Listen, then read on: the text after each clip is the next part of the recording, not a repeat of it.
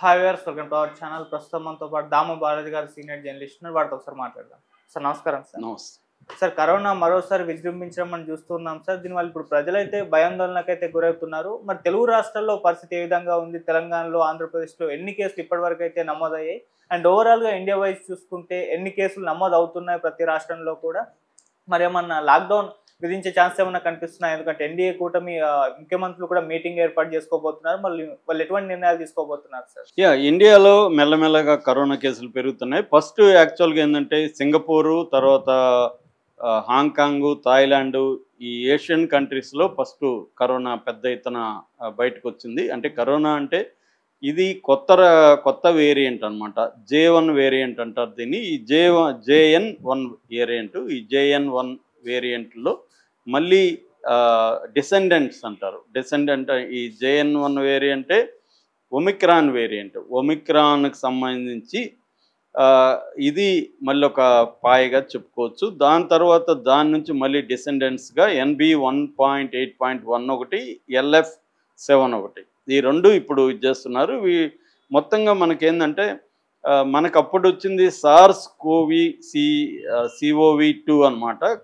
SARS-CoV-2 అంటారు. ఇది ఇప్పుడు స్పైక్ ప్రోటీన్ అనేది మొత్తం 35 మ్యుటేషన్స్గా పరివర్తనాలు అంటారు. అంటే 35 రకాల పరివర్తనాలుగా ఇది మారిపోయింది. ఇప్పుడు వస్తున్న ఈ వేరియంట్లో వచ్చి ఒమిక్రాన్కి సంబంధించిన JN1, దాన్ని మళ్ళీ డిసెండెంట్ 2, ఈ రెండు ఇప్పుడు వస్తున్నాయి. దీన్ని ఇండియాలో కూడా ఈ కేసులు బయటకు వస్తున్నాయి. మామూలుగా అయితే సింగపూర్లో ఒక 14,000 పైన, తర్వాత హాంకాంగ్లో ఒక 6,000, బ్యాంకాక్లోనే 5,000, మిగతా థాయిలాండ్లో కూడా చాలా కేసులు ఉన్నాయి.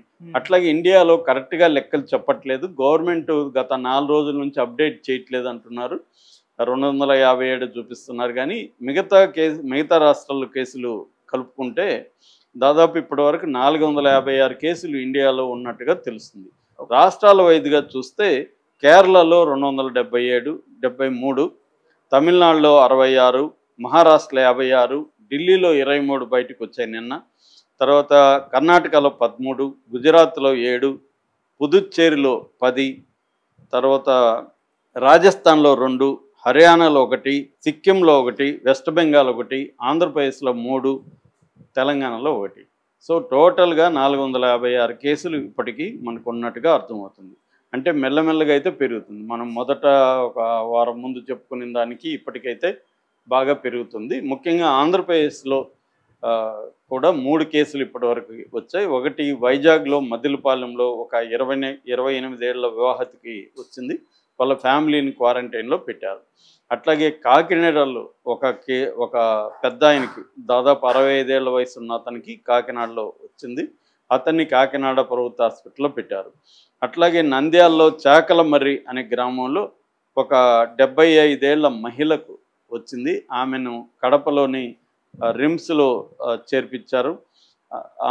ఆమె ఫ్యామిలీని కూడా క్వారంటైన్లో ఉంచారని చెప్తున్నారు. ఇప్పుడు ఈ 3 కేసులు అక్కడ బయటకు వచ్చింది. అట్లాగే హైదరాబాద్లో కూకట్పల్లిలో ఒక డాక్టర్కి కూడా ఆయనకి RT-PCR చేస్తే ఆయనకి కూడా కరోనా ఉన్నట్టు, ఈ JN1 వేరియంటే ఉన్నట్టుగా ఇక్కడ కూడా చెప్పారు. సో దీంతో ఇప్పుడు హైదరాబాద్లో అలర్ట్ అయ్యారు. హైదరాబాద్లో అలర్ట్ అయ్యి గాంధీ హాస్పిటల్లో నిన్న డాక్టర్ రాజకుమారి ఆధ్వర్యంలో ఒక కరోనా టీమ్గా ఏర్పడ్డారు. దాదాపు 10 మంది కరోనా కమాండ్ అని ఏర్పడి వాళ్ళు బెడ్స్ అవన్నీ రెడీ చేస్తున్నారు. దాదాపు 60 బెడ్స్, 3 వార్డ్స్లో 60 బెడ్స్ రెడీ చేసాం. మీకు ఎవరికి డౌట్ ఉన్నా కూడా గాంధీ హాస్పిటల్కి రావచ్చు. మీరు ఒకవేళ మీకు కరోనా ఉందని తేలితే ఇక్కడే అడ్మిట్ కావచ్చు అని కూడా సూపరింటెండెంట్ డాక్టర్ రాజకుమారి నిన్న అనౌన్స్ చేశారు.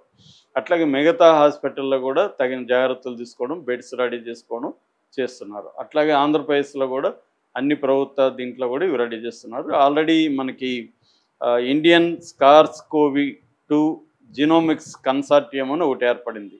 సో ఈ కన్సార్టియం నిన్న హెచ్చరించింది అన్ని రాష్ట్రాల ప్రభుత్వాలకు కూడా అప్రమత్తంగా ఉండమని అయితే చెప్పింది. అయితే ఈ వేరియంట్ అనేది ఎలాంటి వేరియంట్ అన్న చర్చలు అయితే వస్తున్నాయి. ఇది డేంజరస్ వేరియంటా ఏంటి? దీంట్లో మైనస్ చెప్పుకోవాలంటే, నెగటివ్ ఆఫ్ దిస్ వేరియంట్ చెప్పుకోవాలంటే ఇది వేగంగా విస్తరిస్తుంది.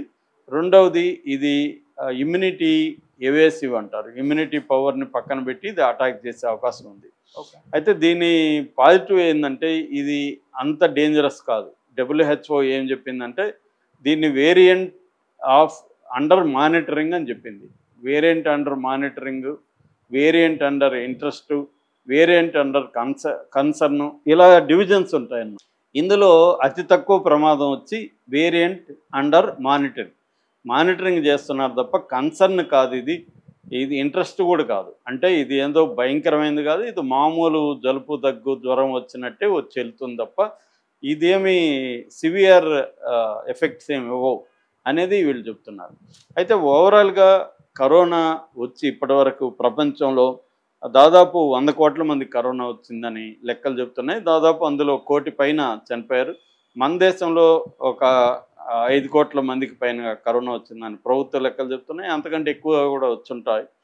అట్లాగే చనిపోయింది కూడా 5,33,624 మంది చనిపోయినారని గవర్నమెంట్ లెక్కలు చెప్తాయి.